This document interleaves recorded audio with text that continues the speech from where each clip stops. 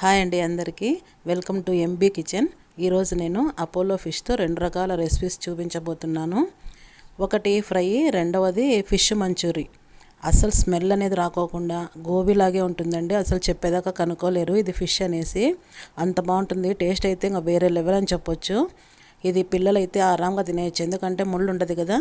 ఇక్కడ వచ్చేసి Apollo fish అని చెప్తే మనం పెద్ద పెద్దగా కట్ చేసి ఇస్తారు, మనం చిన్న పీసులుగా కట్ చేసుకోవచ్చు.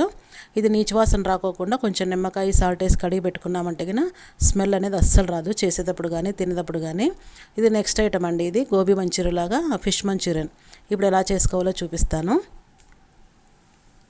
ఇక్కడ వచ్చేసి ఫస్ట్ ఫ్రైకి అండి. ఇది ఇలా పెద్ద పెద్ద కట్ చేసి ఇస్తారు మా సైడ్. ఇక్కడ నేను 300 గ్రామ్స్ తీసుకున్నాను, బాగా కడిగి పెట్టుకున్నాను. ఇందులోకి వచ్చేసి నేను చూపిస్తున్నంత సాల్ట్, కారము, అలాగే పసుపు, మిరియాల పొడి,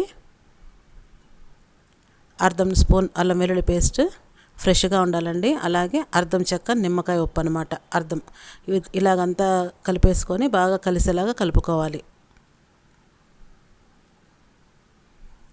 ఇలా కలిపి పెట్టుకొని పక్కన పెట్టుకొని ఒక 15 నిమిషాలన్నా నానబెట్టుకుంటే కన్నా బాగుంటుంది అనమాట, మసాలా అంతా దానికి పట్టి.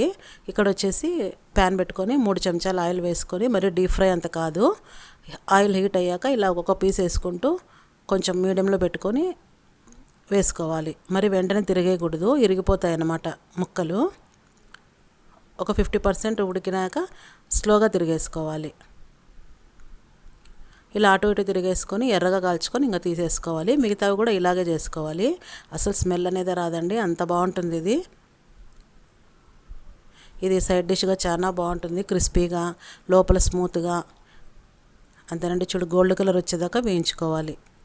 నెక్స్ట్ కూడా ఇలాగే వేయించేసుకొని ఇంకా తీసుకుంటామనంగా కరివేపాకును ఒక 2-3 పచ్చిమిరపకాయలు అలా చీల్చుకొని వేసుకుంటే గిన చాలా బాగుంటుంది టేస్ట్. తినేటప్పుడు కరివేపాకు నంజుకుంటే కూడా. అంతేనండి, ఫిష్ ఫ్రై రెడీ.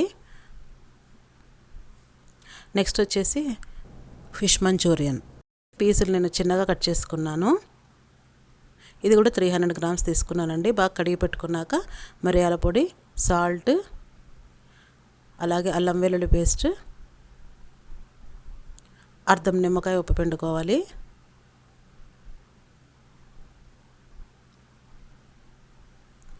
ఇక్కడ వచ్చేసి ఒక 6-7 పచ్చిమిరపకాయలు మిక్సీకి వేసి పెట్టుకోవాలి. ఈ మిక్సీకి వేసుకున్న పేస్ట్ అంతా వేసుకోకుండా ఒక 1/4 స్పూన్ అంతా వేసుకోవాలి. మిగతాది మళ్ళీ ఎప్పుడు వేసుకోవాలో చెప్తాను. అలాగే బియ్యపిండి 2 స్పూన్లు, కార్న్ఫ్లోర్ కూడా 2 స్పూన్లు వేసుకోవాలి. అలాగే ఎగ్లో వైట్ది మాత్రం వేసుకోవాలి, ఎల్లోది వేసుకోకూడదు. అవి 2 తీసుకున్నాను ఎగ్. ఇదంతా కలిసేలాగా కలుపుకోవాలి. కొంచెం ఏమన్నా నీళ్ళగా అయిందనుకోండి, 1 స్పూన్ కార్న్ఫ్లోర్ వేసుకోవచ్చు. నాకైతే కరెక్ట్ సరిపోయింది. ఇంత మాత్రం ఉంటే కనుక కరెక్ట్ సరిపోతుంది. ఇదంతా ఇలా కలిపి పెట్టుకున్నాక పక్కన పెట్టేసుకొని, ఇది నానతా ఉంటుంది కదా, మనము ఇప్పుడు వచ్చేసి ఇక్కడ ఇవన్నీ కలుపుకోవాలి. ఎందుకంటే సోయా సాస్ ఇవన్నీ కలుపుకొని పెట్టేసుకుంటే గిన మనం డైరెక్ట్గా వేసుకోవచ్చు కడాయిలోకి. ఇక్కడ వచ్చేసి నేను డార్క్ సోయా సాస్ 2 స్పూన్లు తీసుకుంటున్నాను. ఇది వచ్చేసి గ్రీన్ చిల్లీ సాస్, ఇది 1 spoon. Schezwan sauce 1 spoon.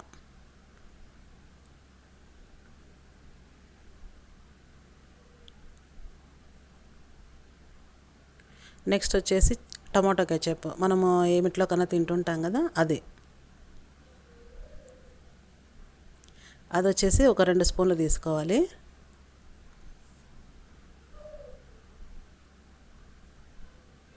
Sugar అనమాట, ఇది కొంచెం వేసుకోవాలి, చాలా బాగుంటుంది ఇలా వేసుకోవడం వల్ల.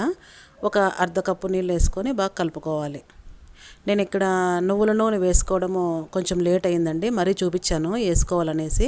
ఇప్పుడే వేసుకోవాలి కలుపుకునేటప్పుడే. ఇది పక్కన పెట్టేసుకొని ఇప్పుడు ఇందాక మనం నానబెట్టుకున్నాం కదా చేప ముక్కలు, అవి వేయించుకోవాలి కొంచెం డీప్ ఫ్రై లాగా. కొంచెం ఆయిల్ ఎక్కువ వేసుకొని ఇలా ఒకటికి ఒకటి అతుక్కోకుండా విడివిడిగా వేసుకొని బాగా ఎర్రగా వేయించుకోవాలి.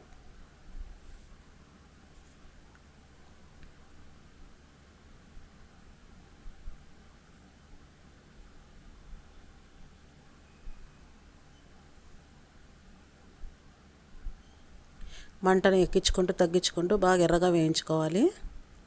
బాగా క్రిస్పీగా అవుతాయండి, చాలా బాగుంటాయి. అప్పుడే మనకు తెలుస్తుంది అనమాట వేగినాయి అనేసి.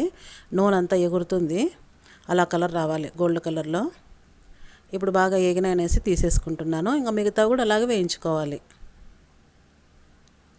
అన్నీ మిగతా కూడా అలా వేయించుకొని పక్కన పెట్టేసుకొని అదే నూనె ఒక కడాయిలోకి వేసుకొని కొంచెం ఒక 2 స్పూన్లంతా, ఎక్కువ పట్టదు దీనికి.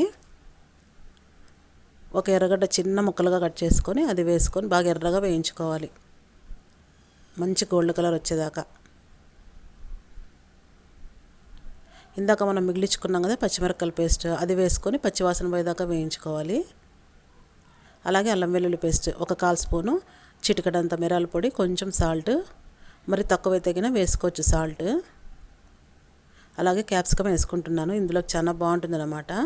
ఒక క్యాప్సికమ్ ఇలా పెద్దగా పీసులుగా కట్ చేసుకొని, ఉంటే గిన ఎర్రది ఎల్లోది కూడా వేసుకోవచ్చు. నేను ఓన్లీ గ్రీన్ వేసుకుంటున్నాను.